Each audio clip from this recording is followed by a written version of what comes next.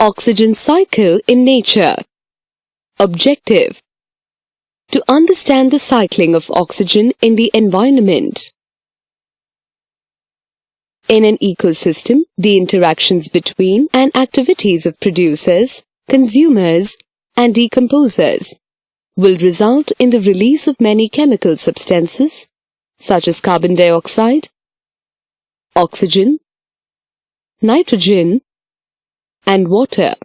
In this session, let's look at the oxygen cycle and see how oxygen moves through the environment.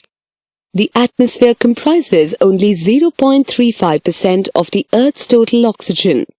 The major source of oxygen in the atmosphere is photosynthesis. During daylight hours, plants take in the carbon dioxide and use it for photosynthesis, a process that includes the production of oxygen. Phytoplankton are tiny little plants that live on the surface of oceans. Phytoplankton and green algae also makes food through photosynthesis, and they release oxygen in the process. The oxygen that is released by the plants will be used by the animals and plants during respiration. Burning of wood and other fuels, such as those used in vehicles, also uses oxygen.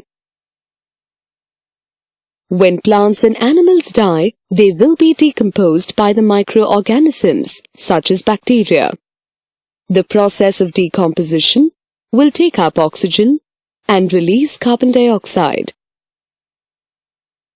Let's recap how oxygen is cycled in the atmosphere.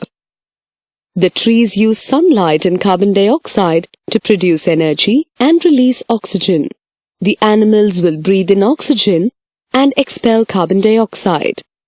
The trees use carbon dioxide again for photosynthesis and release oxygen. Summary: oxygen enters the atmosphere through the photosynthesis of plants. Animal and plants take in oxygen through respiration. Decaying organisms also use up oxygen.